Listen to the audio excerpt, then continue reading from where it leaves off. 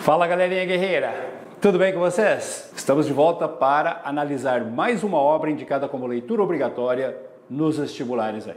E a obra de hoje é nada mais, nada menos que Sobrevivendo no Inferno dos Racionais MCs. Bom, para começar, gente, esse livro, desde que ele foi indicado ano passado, ele gerou muita polêmica, tanto a favor quanto contra a sua indicação. E qualquer comentário sobre esse livro gera muita discussão.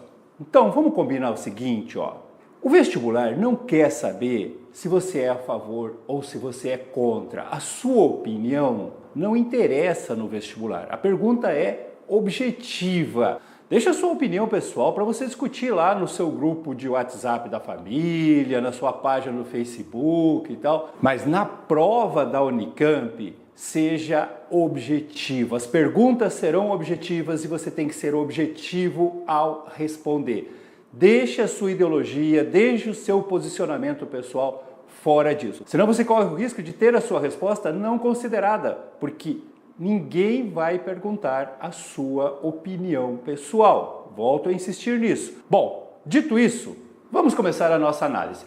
E eu queria começar mostrando a trajetória desse grupo, que são os autores das letras de música que compõem esse livro aí. Nós estamos falando dos Racionais MCs. Esse grupo é composto por 4 membros.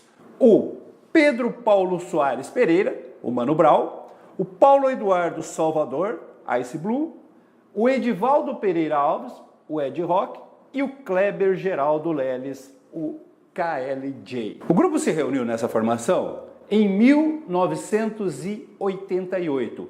Antes disso eram, na verdade, 2 duplas. Você tinha o Mano Brown e o Ice Blue, que produziam música, que eram originários ali da Zona Sul de São Paulo, e do outro lado você tinha o Ed Rock e o KLJ, que eram da Zona Norte. Essas 2 duplas elas foram reunidas pelo Milton Salles, que era um ativista político e também um produtor musical. Ele foi o responsável por juntar, esses 4 integrantes aí do Racionais MCs. Em relação à trajetória do grupo, já em 1988, eles se reuniram para participar de uma coletânea chamada Consciência Black. Eles contribuíram com 2 músicas para essa coletânea. Uma do Mano Brown e do Ice Blue e outra do Ed Rock e do KLJ. Depois, em 1990, saiu o primeiro disco do grupo chamado Holocausto Urbano, que vendeu 200 mil cópias. Para um disco de estreia foi um grande sucesso. Depois disso, em 1992, eles produziram Escolha Seu Caminho, um EP, um disco um pouco maior que um single, apenas com 2 músicas aí. E no ano seguinte, 1993, eles produziram Raio X do Brasil. A crítica especializada entende que esse disco é um divisor de águas no caminho desse grupo aí. Há uma mudança de postura. Eles trazem para o centro de suas produções musicais o que o Tiarajuda Andrea chama de sujeito periférico. Olha como ele define sujeito periférico. Sujeito periférico é o morador da periferia que assume a sua condição, tem orgulho desse lugar e age politicamente a partir dele.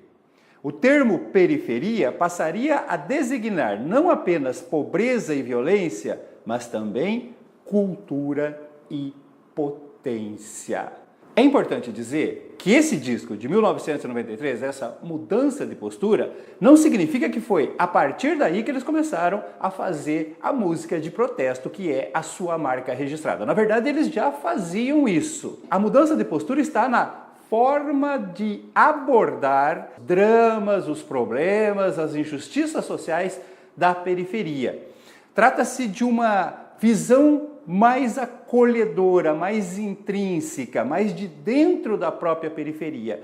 Trata-se da incorporação desse sujeito periférico, ou seja, do olhar do morador da periferia, através da produção musical. E essa mudança de postura culminaria naquele que é, seguramente, o melhor álbum, a melhor produção dos Racionais MC, o Sobrevivendo no Inferno, lançado em 1997. O álbum musical foi lançado em 1997. Aqui cabe uma síntese do contexto político-social que culminou na produção das músicas que integram o álbum Sobrevivendo no Inferno.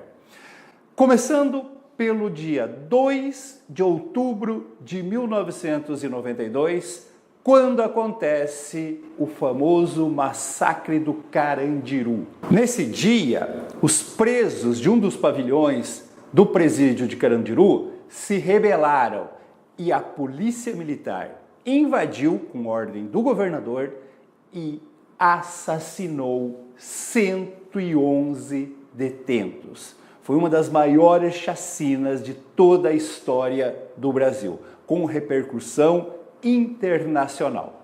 No ano seguinte, nós tivemos mais 2 eventos que marcaram muito a sociedade brasileira. No dia 23 de julho de 1993, aconteceu a Chacina da Candelária. 4 policiais militares abriram fogo contra cerca de 50 crianças e adolescentes que dormiam nas escadarias da Igreja da Candelária, matando 8 dessas crianças e adolescentes e ferindo dezenas desses jovens. Poucos meses depois, em 29 de agosto de 1993, nós vamos ter também a Chacina de Vigário Geral. Nessa chacina, cometida por dezenas de policiais militares encapuzados e sem uniforme, morreram 21 pessoas. Essas chacinas todas, ocorridas num prazo de pouco mais de um ano, viraram notícia internacional, provocaram várias reações. Chacinas cometidas por policiais militares que deveriam proteger essas pessoas, que deveriam proteger essa população, a mando de comandos que parecia propor o extermínio das pessoas pobres, das pessoas marginalizadas, das pessoas que viviam em situação de marginalidade na sociedade brasileira da época. E isso provocou várias reações em muitos campos, principalmente na arte. E uma dessas reações é Sobrevivendo no Inferno. Como eu falei, a obra mais polêmica do grupo Racionais MC e um dos álbuns mais polêmicos de toda a história da música brasileira. E agora, recentemente, este álbum foi transformado em livro. Ou seja, as letras das músicas que compõem o álbum foram publicadas em um livro com o mesmo título, Sobrevivendo no Inferno. E acabou entrando na lista de leituras obrigatórias da Unicamp. E eu tenho certeza que logo estará em outros vestibulares também. Essa primeira edição desse livro traz um prefácio de um professor chamado Acauã Silvério de Oliveira. E eu aconselho a leitura desse prefácio. A leitura do livro como um todo, Sobrevivendo no Inferno, é simples e é rápida. São 12 músicas, aliás 12 não, 11 porque uma é instrumental. E dessas 11, uma é uma intro com poucos versos. Então, é uma leitura rápida. E aí tem uma coisa gostosa também que você pode ler escutando o disco, escutando a melodia. Pode ter certeza que fica muito melhor.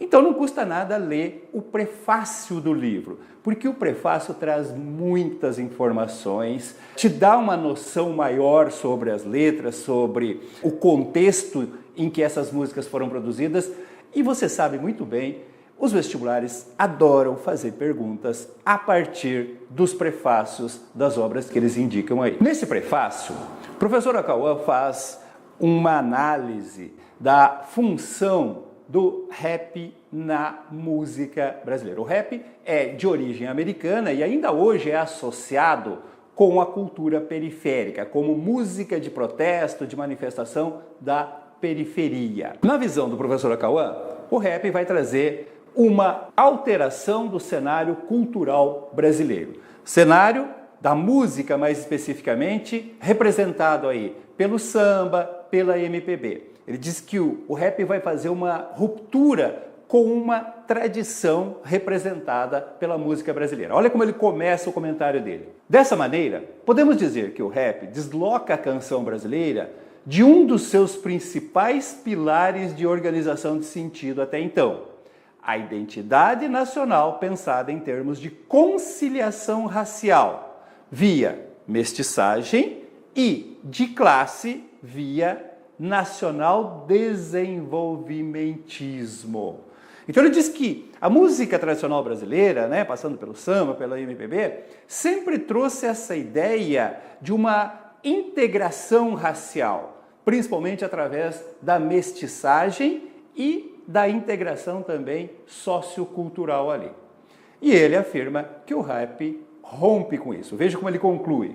É como se o gênero tomasse forma a partir dos destroços desse projeto de formação do país, comprometendo-se de modo radical com aqueles que ficaram socialmente relegados às margens de um projeto de integração que nunca chegou a se completar.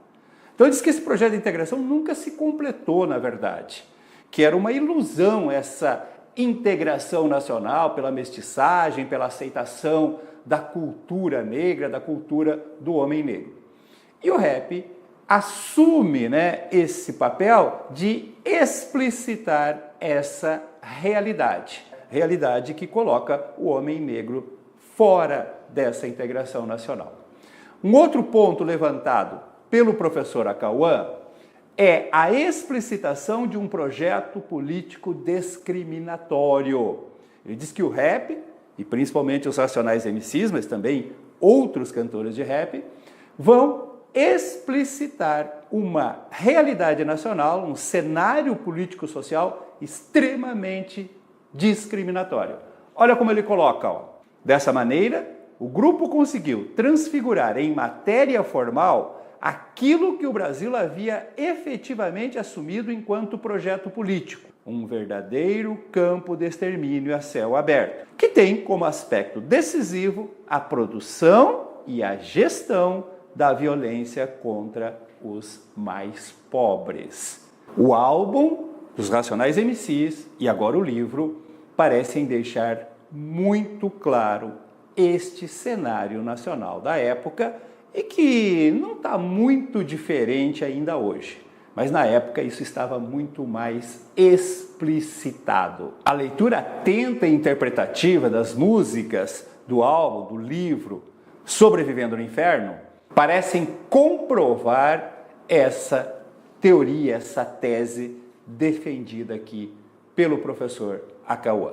E, finalmente, ele vai nos falar sobre a construção do ponto de vista periférico. Até o surgimento do rap, nós não tínhamos esse ponto de vista da periferia, dos moradores da periferia, dessas pessoas excluídas socialmente. Era um ponto de vista que vinha de fora, ou quando feito por pessoas que tinham saído dessa periferia, ou que até ainda pertencessem a essa periferia, assumiam uma visão de fora, uma visão que ele chama de professoral, daquele que conhece, que sabe e que procura impor o seu ponto de vista.